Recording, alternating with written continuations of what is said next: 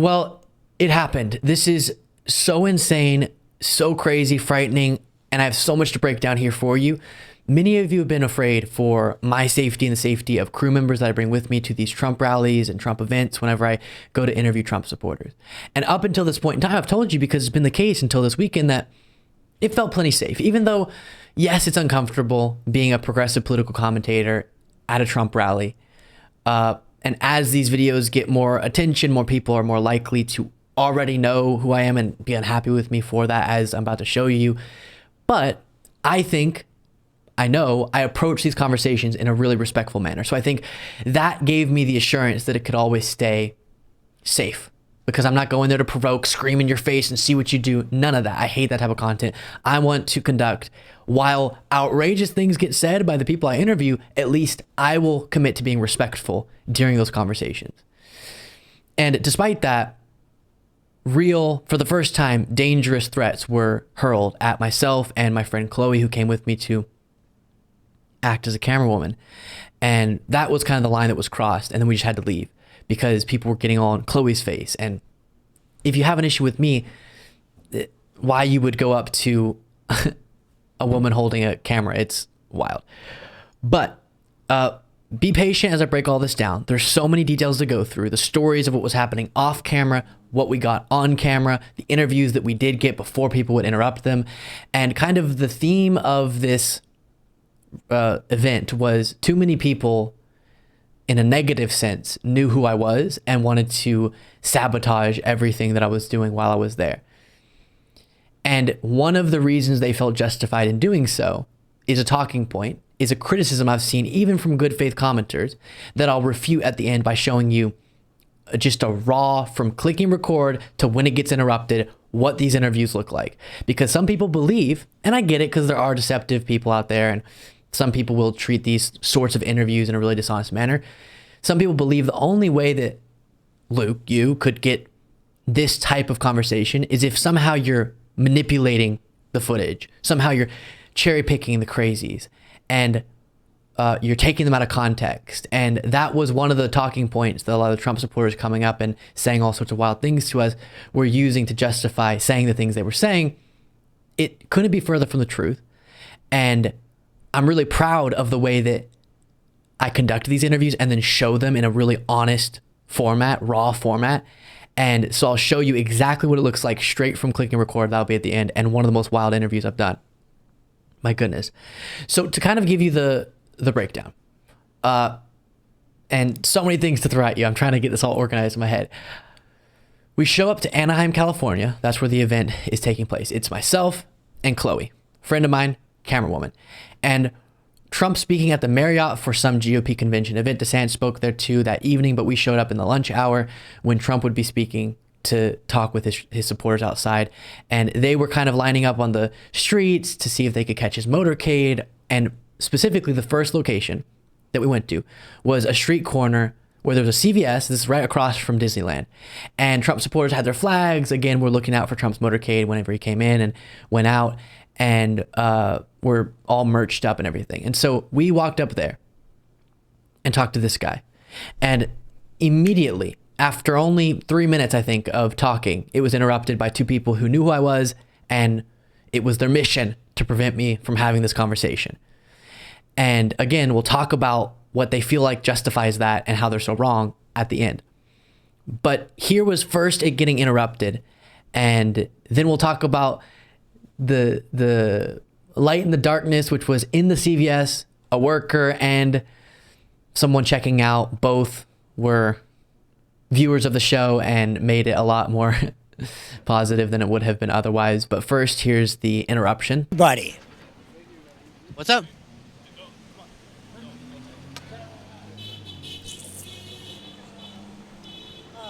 What did you say? So he's just instantly unhappy with me. From our conversation, it just makes no sense. How could you instantly feel wronged by whatever he said? I don't know if it was he's a liberal or he's going to take it out of context.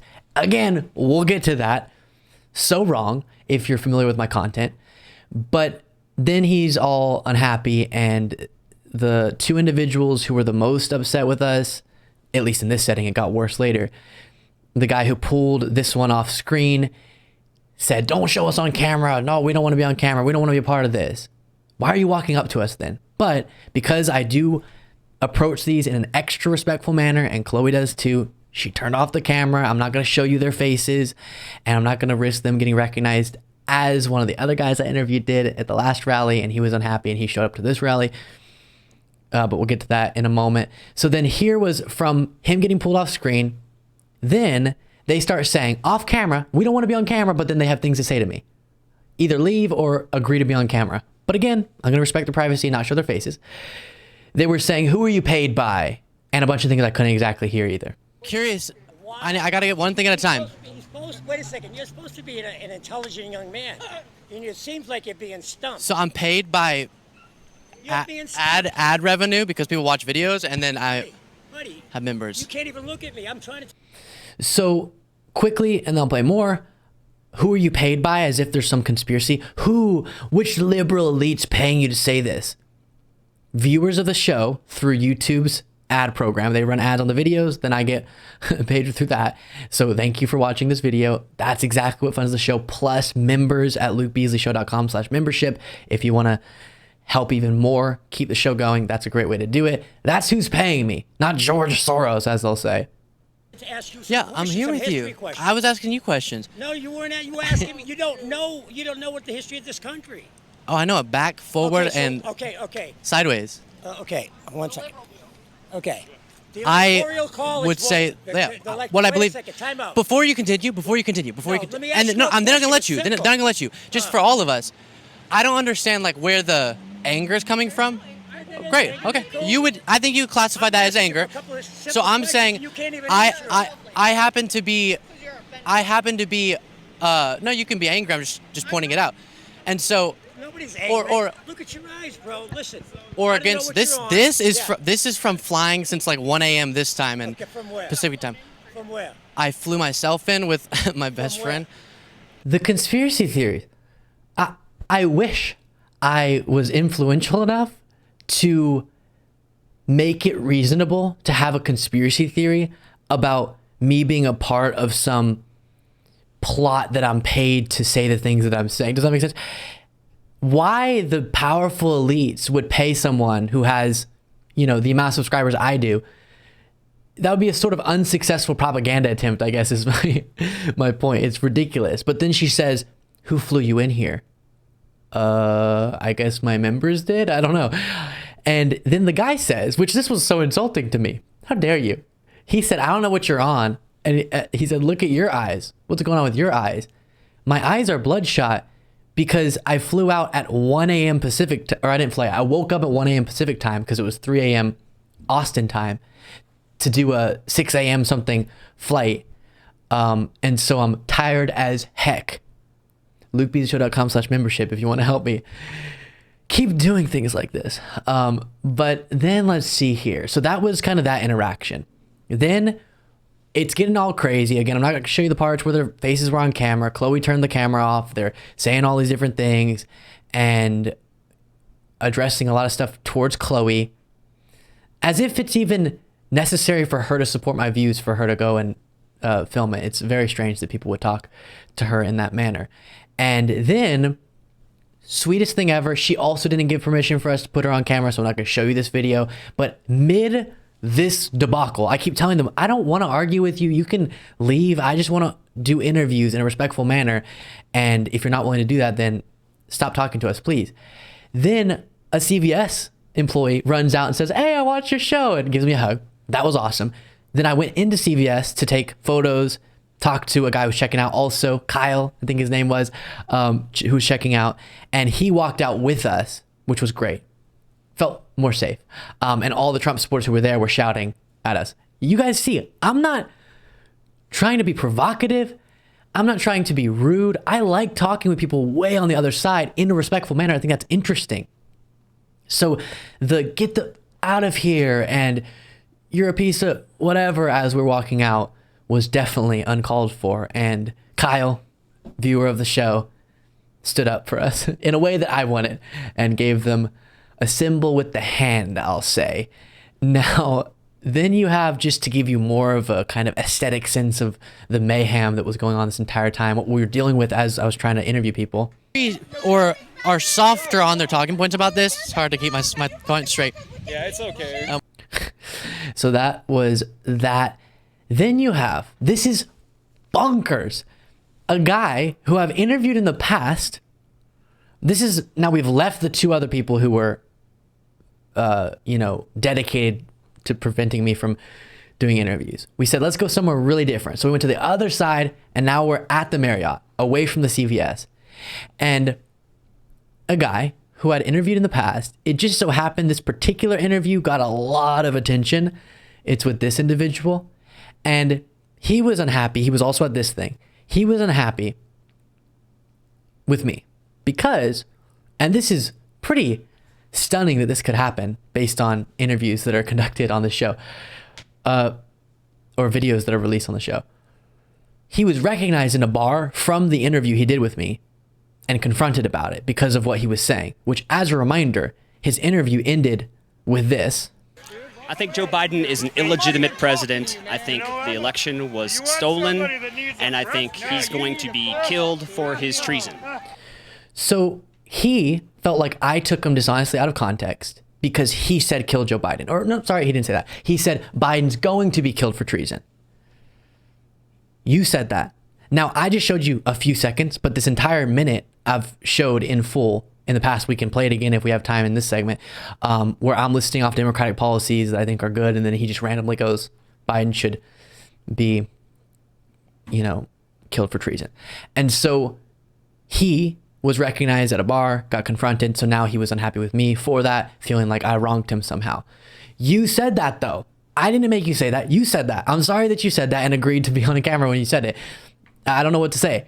Obviously, it's notable, and I'm going to show people that there's a belief out there that Biden committed treason for not stealing the election, but they believe he did. So then this guy also made it his mission. Now we're at a whole different location, and we still have people trying to prevent us from doing interviews. And here, you'll see him in the back. He'll put up a sign. He had a little protesting sign made saying, Luke Beasley, don't edit this, which...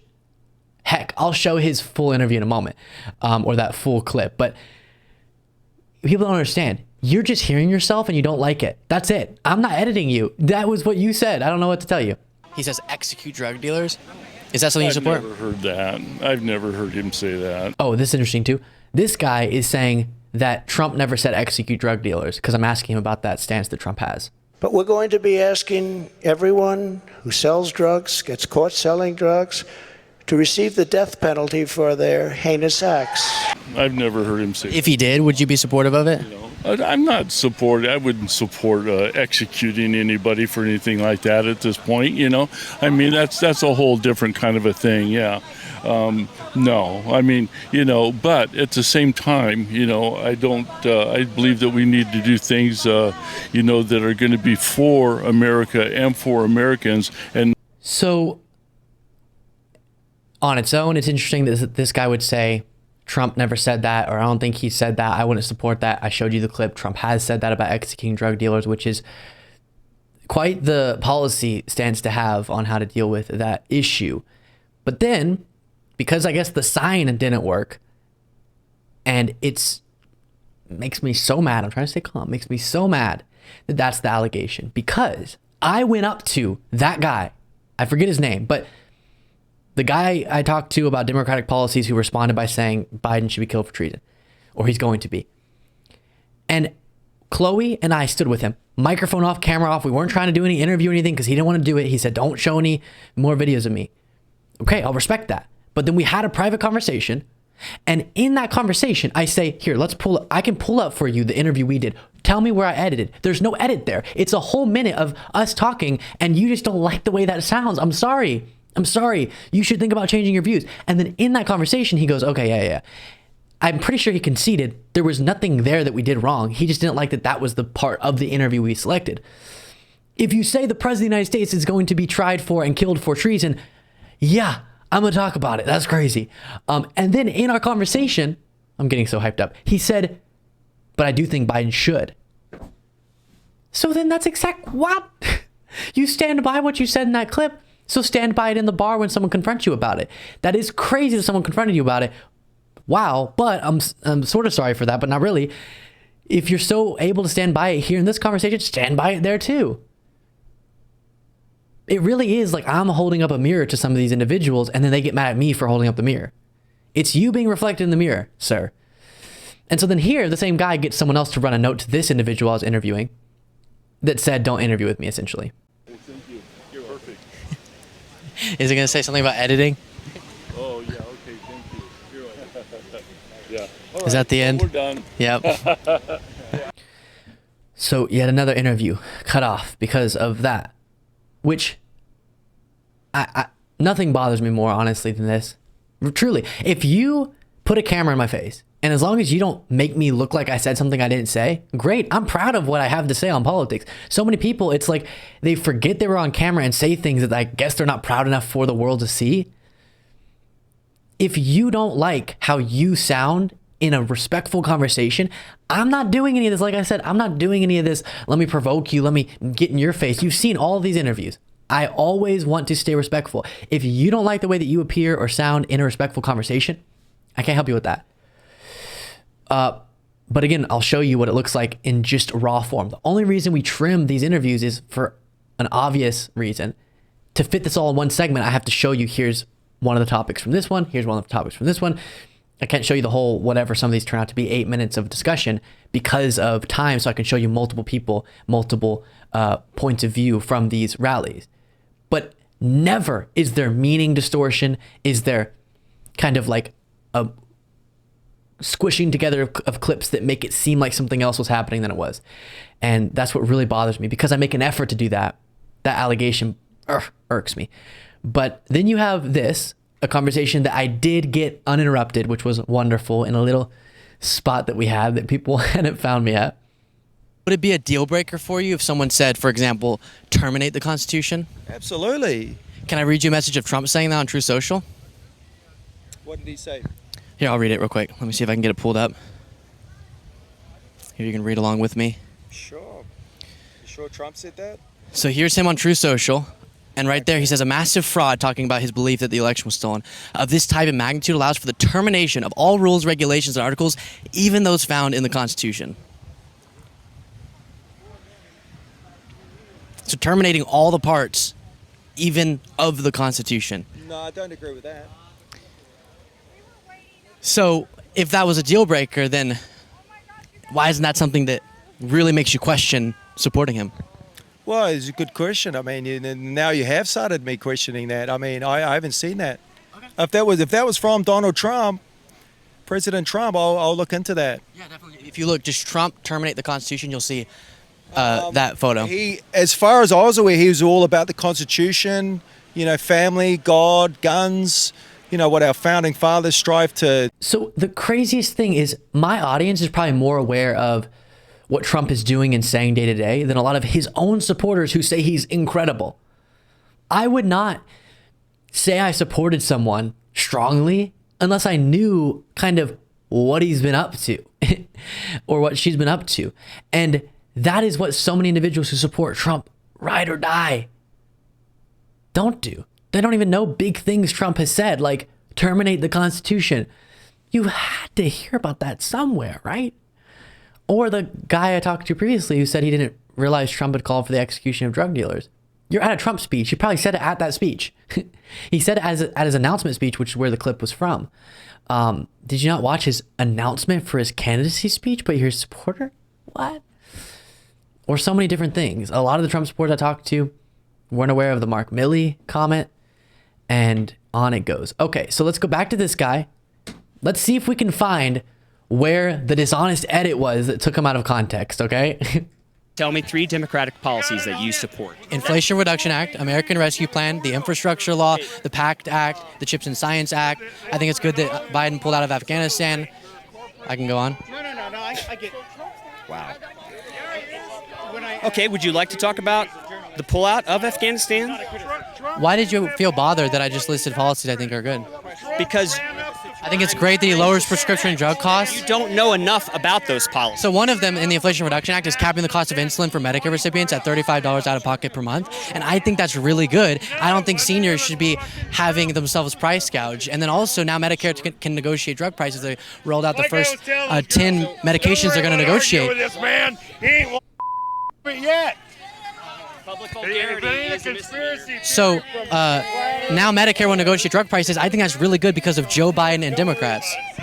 Don't worry about it. I think Joe Biden is an illegitimate president. I think the election was stolen, and I think he's going to be killed for his treason. So my message is, if he's watching this, sir, or if the Trump supporters who interrupted my interview are watching this, where in there? What's unfair about that? 1 minute and 6 seconds. You're not proud of what happened for a minute and 6 seconds of our conversation? Unedited, raw, as all of these that I show you are? Because if you'll give me a minute and 6 seconds, even if someone else is also there debating with me, maybe I'd like another part where I made a really good point about something else to be in there. But as long as you're not twisting my words or splicing it up, all right. I'm proud of what I have to say on politics. Apparently he's not, because like I said, he was confronted about saying this. And then in our private conversation, said it again. So it's really ridiculous. And then here is my conversation from the moment that record was clicked with the guy who was the first one we talked to, and the two Trump supporters interrupted. I'm Luke, by the way. Hi, Luke. Nice to meet you. All right, so we are here. Trump's currently speaking, I think, right? He's speaking right now, huh? And what brought you here? To support the president. And why do you support him? Well, By the president, you mean Trump. Okay. Yeah, he's still the president. like right now he's the president? Isn't he running for president, though? No. He's the president. He turned power over to the military a while ago. 25 seconds from "Hi, I'm Luke." It takes 25 seconds for him to get to the military is actually in control and Trump's still the president. And you'll hear later, as we've heard from other Trump supporters, and Biden's an actor and he has a double and it's all a big movie they're putting on for us, and Trump's actually controlling everything because he's God. He didn't say that, but everything before the God comment he said. So, yeah. But I'm taking him out of context. You don't know? No, I don't know that. You don't know any of that? Wait, what is... Let me show you something. Explain it. Okay. The forefathers, who were brilliant, obviously, set in place, if the president at the time felt that the country was compromised, then they set into place the Military Justice Act. It's a law. You can read it. It's 13818, 13848, and 13912. That gives the president the authority to turn power over to the military. They've been in charge since before Trump left office. He turned that Needless to say, false. Not accurate. power over to them. Okay? And so how... And what is Biden up to then? Oh, it's Biden's not. Okay, I tell you, you gotta watch the greatest show, the greatest show on earth, and it explains everything. Because it's about an hour and a half. It'll show you everything, the funeral, everything. But just for my audience, since we're here with you, what would... So Biden's died and he has a double, is what this guy's breaking down. Would you quickly summarize that as? That he turned power over to the military before he left office. But then when Biden was inaugurated, whenever he pulled out of Afghanistan, things like that, how was he doing that if he wasn't actually president? He did. It has nothing to do with Biden at all. Nothing. He's just not doing anything. No, he's not The videos of him speaking... alive, bro. He's not alive? No, he's not alive. Whoa! You dropped him out. Okay, so explain that to me. Then who's this guy that we keep seeing speaking and stuff? Those are what they call doubles. So if, you know how Hollywood is very good at doing stuff like that. Just take a look at the side profile with the wrinkles here and stuff like that. Biden is no longer president. You watch The Greatest Show on Earth, and you will see his funeral. You'll see the military. The military has a certain way of burying a president. He's gone. He's not even. Okay, and so all these things that, if you listen to Trump's speech, he'll say Biden's doing bad as president, inflation's his fault, other problems are his fault, he's opened the border. Why is Trump saying those things if Biden isn't even president? Because it's a slow play. They can't put all this information on the public. They cannot handle it. They could not handle the information that. Is Trump not lying then? Almost over. Even though he's saying Biden's president? No, he can't divulge what's going on. They have a plan. When he turned the power over to the military, that was a plan. They have all the names. They have all the numbers. They know everybody. What's up? And that's where it got cut off. And then he looks at me in disgust. So, to the guy who pulled him off camera, the lady who was also giving us trouble, to the other guy who said, someone's going to F you up here for doing these interviews. Let's see. To the entire crowd that said, get the F out of here, who was standing at the street corner after these people told him who I was. What should I have included? That was it. What do you feel like I left out that took away the meaning of what he was saying? Now, the other criticism will be you pick the crazies. Again, I guess you can only know if you go with me to these things, but take my word for it. This was the first interview we did. We walked up, hi, I'm Luke, and that's what played out. And I think there's an argument to be made that it's sort of self-regulated, like they regulate themselves. People won't come up to talk to me who don't have as outrageous views because they're not, just for some reason, not as willing to be on camera to talk about their views. But I almost show you, unless someone at the end goes, I don't want to have this shown, which happens sometimes, or I feel really bad because they stumble a lot. I just don't want to make fun of someone for having a hard time communicating. But pretty much all the interviews I do when I go to these, I at least show you a moment from, here's kind of what they had to say on this, here's what they had to say on this. And it's just the views that are out there. I'm sorry that I'm shining a light on that. And then when you look at polling on different issues, QAnon beliefs, for example, a disturbingly large portion of the Republican Party believes in a lot of these things, as we've looked at the specifics of in the past. I don't have the polling on me now. Or the election being stolen. When they say you're trying to make us look like extremists, that's an extremist belief that the election was stolen. That is super extreme. That is not attached to reality. That is bonkers and crazy. And a majority of the GOP believes that. 60+% of Republicans in polls believe that. So yes, we need to shine a light on that. We need to discuss that. It's frightening. Don't shoot the messenger, I guess, is my message. Now, just a few random miscellaneous stories. A guy came up with this black mask on, not a COVID mask, obviously, but more I look intimidating mask and you can't get me on camera, and got all the way in the face of myself and Chloe had to turn around, was just like, this was when we were just walking from one place to another, so there's no footage of it, but she just turned around and said, I don't want to talk to you. And then he was like, who are you with?